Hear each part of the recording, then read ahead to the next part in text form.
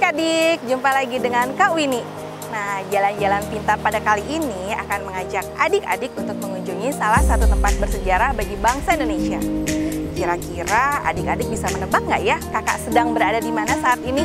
Kakak beri petunjuk ya. Petunjuknya adalah tempat ini berada di Jalan Imam Bonjol, dekat Taman Suropati. Kira-kira ada yang bisa menebak? Wah, tepat sekali. Betul, kakak sekarang sedang berada di... Nah, ini dia. Museum Perumusan Naskah Proklamasi. Yuk kita cari tahu ada apa saja di dalam. Mari, ikuti kakak.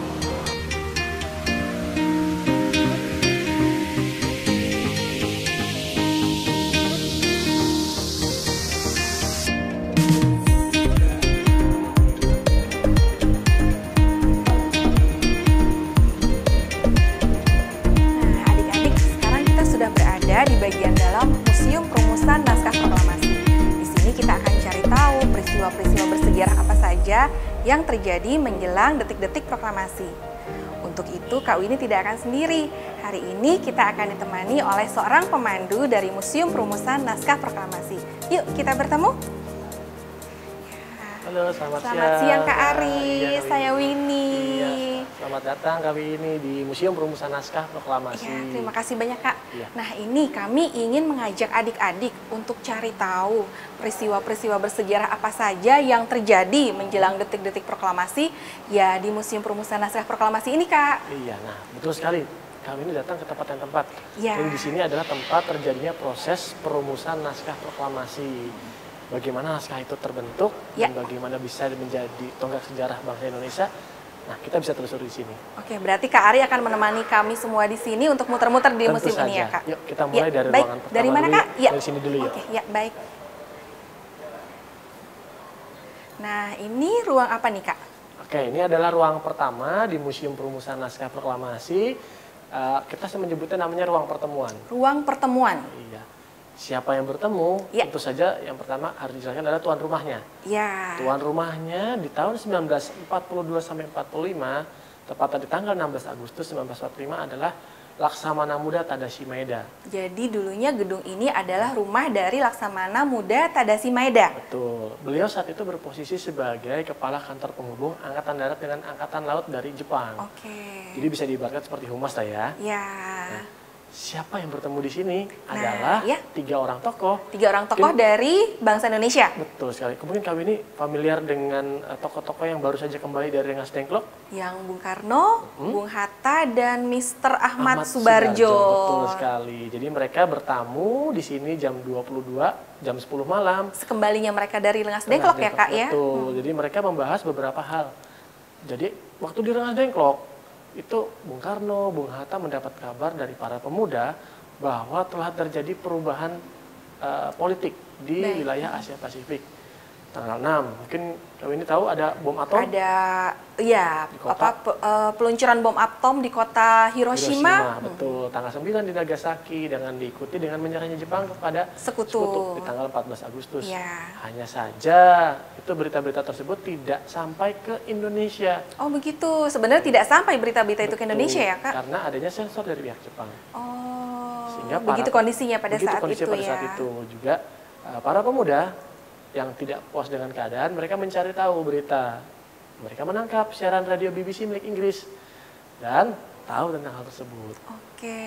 Hanya saja Soekarno dan Hatta menolak untuk segera memproklamirkan kemerdekaan kalau tidak ada sikap resmi dari Jepang. Maka untuk itu mereka bertamu di sini menanyakan sikap resmi Jepang terhadap berita-berita tersebut, apakah benar atau tidak. Lewat Laksamana Tadashi Maeda ini. Betul sekali. Setelah dinyatakan bahwa berita tersebut benar oleh Maeda, mereka kemudian minta izin untuk merumuskan naskah proklamasi di rumah ini. Berarti sebenarnya Laksamana Tadashi Maeda mendukung dari pihak Republik Indonesia ya? Iya. Untuk pribadi Laksamana Muda Tadashi Maeda nanti akan kita ceritakan lebih lanjut. Ya, baik. Nah, sekarang kira-kira apa lagi yang bisa diceritakan dari ruangan ini pada saat pertemuan itu berlangsung nih Kak? Nah, jadi kalau untuk Soekarno, Hatta, dan juga Subarjo bertemu Maeda, bisa sambil dilihat di sini ya. Baik, ya. Nah, dia mereka tidak hanya berempat, tapi juga ada satu orang lagi ini adalah staf Selamat Maeda. datang di Museum. Nah, ini dalam pertemuan ini apa saja yang terjadi dan siapa saja tokoh-tokoh yang terlibat nih Kak? Nah, ini sesuai dengan namanya pertemuan dengan Maeda. Jadi Maeda bertemu dengan Subarjo, Hatta, Soekarno dengan didampingi ini? satu orang penerjemah, Pak Nishijima. Oh, oke. Jadi memang Maeda ini sebagai seorang tentara, dia lumayan fasih berbahasa asing selain bahasa Jepang. Dia fasih berbahasa Belanda karena pernah jadi atasé militer laut di Belanda. Inggris juga fasih, kemudian juga Perancis. Tapi memang sebagai tentara yang baru masuk ke wilayah Indonesia belum terlalu fasih berbahasa Indonesia. Iya, jadi perlu penerjemah ya dalam Betul. hal ini tadi Mr. Nishijima. Nishijima. Nah, agenda tadi seperti yang sudah saya ceritakan bahwa tentang beberapa hal terkait perubahan politik Jepang dan juga Indonesia. Nah, setelah tercapai kesepakatan bahwa Soekarno, Hatta, dan Ahmad Subarjo akan merumuskan naskah di ruang ini, mereka kemudian lanjut tidak di ruang ini. Oh, Lanjut begitu. di ruang selanjutnya. Jadi ini istilahnya perkenalan dulu dengan Laksamana Tadashi Maeda ya. Iya, jadi istilahnya kalau kita bertamu ke rumah orang pasti menuju ruang tamu terlebih dahulu. Iya. Minta izin atau sowan kepada tuan rumah. Ya, baik. Nah, setelah pertemuan dengan Pak Laksamana Tadashi Maeda, di mana pertemuan berikutnya berlangsung ya, Kak? Nah, setelah mereka dapat izin, mereka kemudian menuju ke ruang makan dari rumah Laksamana Tadashi Maeda. Sebenarnya di ruang makan ya, malah. Di sebelah sini. Oh ya, Sebelah, baik, Kak. Di ruangan ini, sebelahnya. Nah, di ruangan ini yang saat itu menjadi ruang makan dari Laksamana Muda Tadashi Maeda. Besar ya ruang makannya ya. Iya. Ini Soekarno, Hatta, dan Ahmad Subarjo berdiskusi mengenai konsep perumusan naskah proklamasi. Jadi yang berdiskusi memang hanya ketiga tokoh bangsa ini ya, Pak? Betul sekali. Jadi memang untuk naskah proklamasi dirumuskan oleh mereka bertiga dengan pembagian tugas. Soekarno sebagai penulis naskah, sedangkan Hatta dan Ahmad Subarjo sebagai pemberi saran secara lisan. Oh, begitu. Sebenarnya ternyata ada pembagian tugasnya ya, Kak? Betul Itu yang sekali. jarang diketahui oleh umum mungkin ya. Ya. Kurang lebih mereka masuk ke ruangan ini jam 2 pagi, jadi sebenarnya sudah masuk tanggal 17 Iya. ya. Nah, kemudian bagaimana ketika konsepnya untuk merumuskan naskah, di alinea pertama pernyataan kemerdekaan itu diberikan masukan oleh Ahmad Subarjo. Baik. Kami bangsa Indonesia menyatakan dengan Ini kemerdekaan Indonesia. Sampai situ sudah pernyataan kemerdekaan, sudah menyatakan merdeka lepas dari penjajahan. Di paragraf kedua, Muhammad Hatta memberikan usulan, setelah merdeka harus apa? Harus ada pengalihan kekuasaan. Nah, di sini baru mulai terjadi perdebatan. Oh, begitu. Sempat ada perdebatan. Kita bisa sambil lihat Oh, yuk baik. untuk iya. bagaimana contoh Ya, naskah proklamasi. Kita bisa lihat di sini. Nah, ini naskah perbesaran ya, tentu tidak sebesar ini ya naskahnya ya. Iya, karena ditulisnya hanya di secari kertas Secari ya, kertas Kak ya. saja. Nah, ini kata pertama yang mengalami perubahan adalah kata penyerahan. Hal-hal yang mengenai penyerahan kekuasaan dan Oh, lain-lain. tadinya penyerahan ya. Iya. Penyerahan ini langsung ditolak oleh para pemuda Karena yang ada berkumpul di ruang depan ya. Karena dianggap bahwa kita menerima kedaulatan dari Jepang. Padahal tidak ada, istilahnya tidak ada penyerahan resmi dari Jepang. Diganti menjadi usulan mereka adalah pengambil alihan. Pengambil alihan kekuasaan dan lain-lain. Tapi kalau pengambil alihan akan ada risiko kita dianggap sebagai bangsa yang militer atau bangsa yang main paksa. ya, Diganti deh jadi kata yang netral, pemindahan. hal-hal yang mengenai pemindahan kekuasaan dan lain-lain. Ya. Nah, kata ketiga yang mengalami coretan adalah kata diusahakan. Oh, tadinya diusahakan ya, bukan Pakai jangan nama ya, diselenggarakan ya. diusahakan. Ya. Nah, diganti jadi kata diselenggarakan. Kalau dari itu mungkin kelihatannya lebih aktif ya, kalimat aktif ya, diselenggarakan. Kalau diusahakan, diusahain dulu deh. Nah, seperti itu. Naskah proklamasi, ini kita sebut namanya draft naskah. Draft naskah proklamasi. Kemudian dibawa oleh Soekarno sekitar pukul 4 pagi ke ruangan sebelah, di mana sudah berkumpul banyak orang yang menanti bagaimana naskah tersebut. Oh, begitu. Jadi masih dalam secari kertas ini tulisan tangan Pak Karno ya, Iya, Kak ya. betul sekali. Mari kita lanjut ke ruang Ya, selanjutnya. baik, Kak. Ini ruang perumusan naskah proklamasi. betul namanya.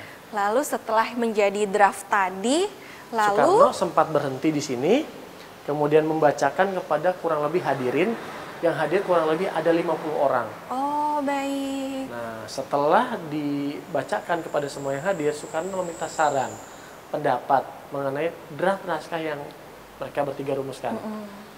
ternyata semuanya merasa setuju Oh begitu. terhadap draft Ya, tulisan dengan naskah yang tadi tersebut sudah dibuat oleh mereka dirumuskan, bertiga. ya. Nah, kemudian Soekarno meminta seorang tokoh muda Ya. namanya Sayuti Melik untuk mengetik naskah proklamasi. Jadi belum langsung istilahnya belum langsung diresmikan, tapi diketik dulu gitu ya Diketik Kak? terlebih dahulu karena kan masih draft tulisan tangan tidak rapi. Iya. Kemudian diketik. Sayuti Melik kemudian bersama dengan Burhanuddin Muhammadiyah melakukan pengetikan Yang bawah kita kenal tangan. dengan nama BM Diah ya Kak ya? Iya. Sayuti Melik yang duduk, Burhanuddin Muhammadiyah yang berdiri. Nah, Ini dari dulu ruangannya memang seperti ini ya Kak ya? betul sekali, ini ruangannya di bawah tangga yang saat itu dipakai sebagai ruang kerja oleh Maeda, salah satunya. Iya ya. Ada cerita- Jadi memang sudah ada mesin ketiknya di ruangan ini karena memang fungsinya sebagai ruang kerja. Betul sekali, tapi ada sedikit cerita nih kami ini nih tentang mesin ketik yang ada di rumah Oh Maeda. gitu, kenapa ini Kak? Nah, kira-kira kalau misalkan saya tanya kami ini penasaran nggak mesin ketik yang ada di rumah Maeda sebagai orang Jepang pakai hurufnya? Pakai huruf apa ya?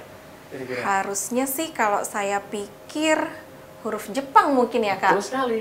Oh begitu, Mesin betul, ketik yang ada benar di rumah huruf Maeda Jepang memang ya? memakai huruf Jepang. Oh begitu. Nah, kendalanya muncul ketika Sayuti Melik mau mengetik naskah. Nah, Hurufnya kan beda nih. iya. Oh, caranya bagaimana nih? Nah, di sini ada peran Maeda lagi. Jadi Maeda mengutus Mr. Nishijima tadi, anak stafnya, kemudian pergi bersama Soekarni meminjam mesin ketik ke atas militer laut Jerman. Oh begitu. Jerman sekutunya Jepang dalam Iya, Perang Dunia II. Jika kemudian pergi jam 3 pagi, Untuk hanya kemudian untuk meminjam mesin ketik. Iya, mesin ketik kemudian dipinjam. Entah bagaimana caranya mereka berdua berbicara. Pulang-pulang sudah bawa mesin ketik Oh begitu. yang berhuruf Latin. Iya, iya, iya, iya, iya. Nah, setelah dapat mesin ketik, Sayuti Melik langsung mengetik naskah proklamasi. Oh iya. Kalau ini berarti replika yang mesin tik yang pinjaman dari tentara Jerman itu ya Kak Betul ini? sekali, yang Iya, sudah iya, pakai iya. huruf Latin.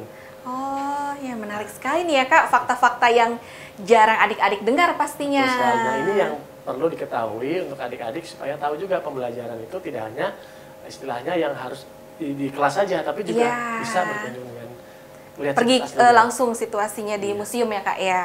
Oh ya, Sayuti Melik kemudian melakukan ada 3 perubahan lagi terhadap naskah tulisan tangan Soekarno. Jadi ada kata tempoh dengan huruf hanya dicoret, Baik. di atas tempo Tempo, saja mengetiknya. Kemudian format penulisan tanggal hari 17/8/05 jadi hari 17 bulan 8 tahun 05. Serta tulisan wakil-wakil bangsa Indonesia menjadi atas nama bangsa Indonesia. Tahun 05 pada saat itu kan mengikuti penanggalan Jepang kalau Betul tidak salah sekali. ya Kak Iya, ya? betul sekali. Jadi memang singkatan 05 berasal dari tahun 2605.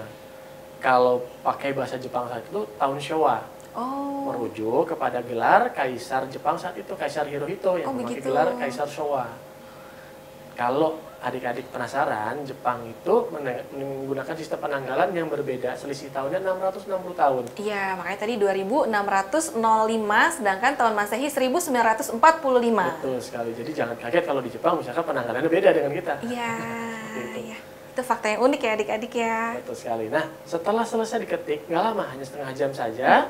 Kemudian Sayuti Melik kembali lagi ke ruang depan, menyerahkan naskah tulisan ketikan kepada Soekarno. Soekarno. Nah, kita lanjut lagi ke Ya. depan lagi. Nah, Soekarno kebetulan sedang berdiri di sini.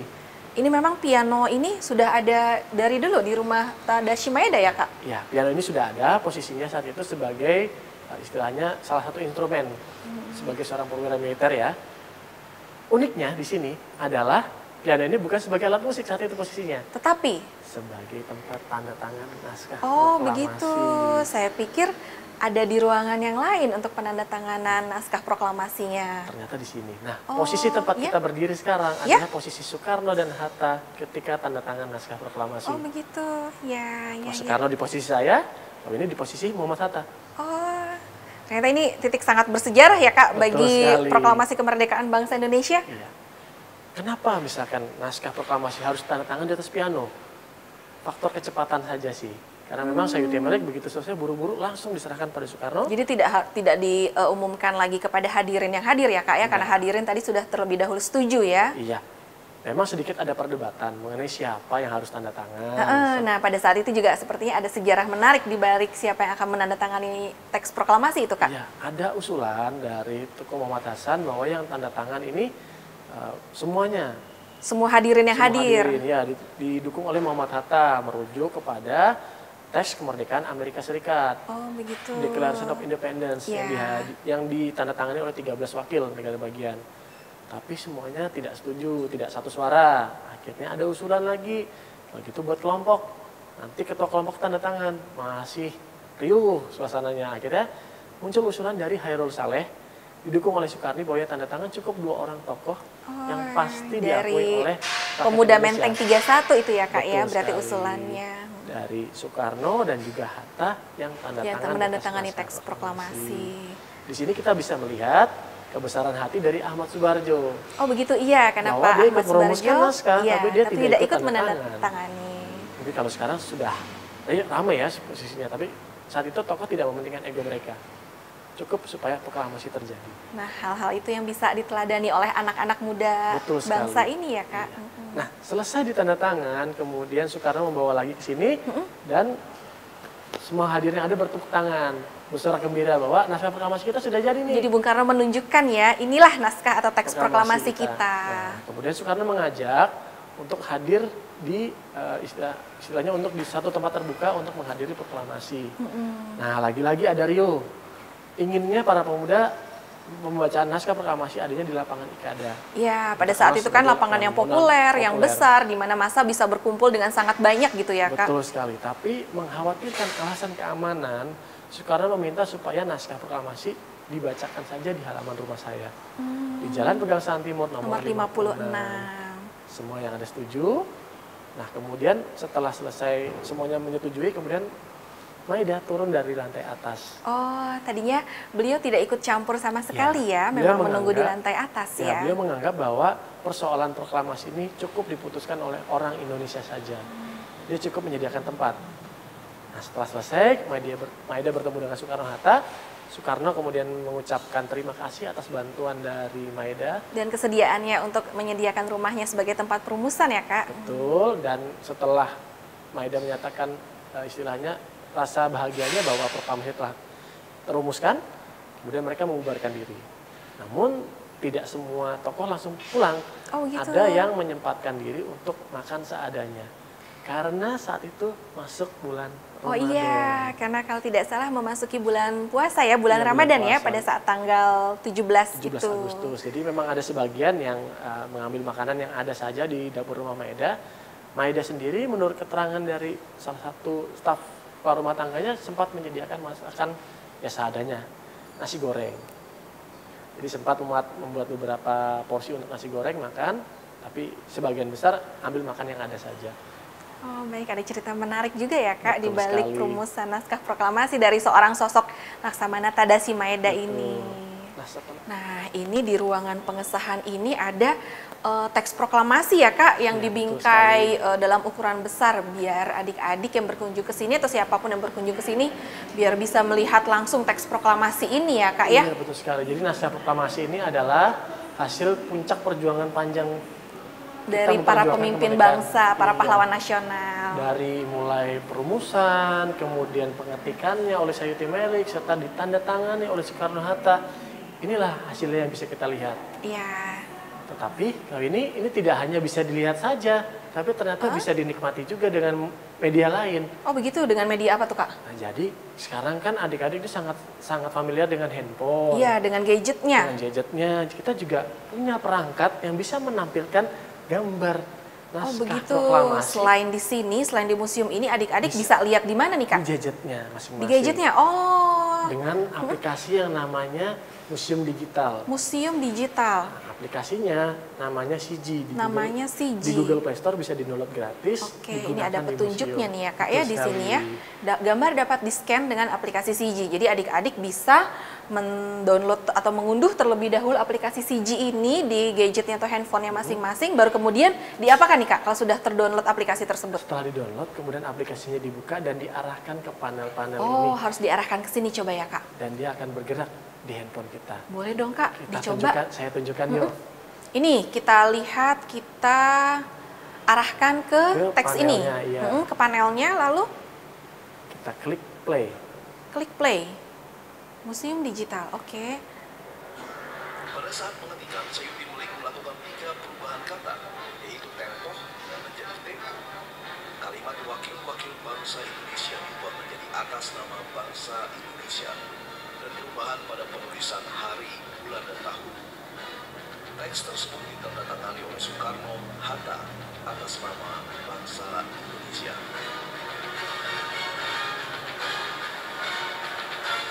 Nah, ini dia sumbernya dari museum. Perumusan naskah proklamasi. Dan diolah menjadi museum digital kerjasama dengan Siji dan Unaspro. Nah, seperti itu. Baik. Jadi tidak hanya bisa dibaca, tapi juga bisa disaksikan di ponsel. Iya. Menarik sekali. Jadi untuk anak-anak generasi muda sekarang yang namanya anak milenial ya Kak, Iya.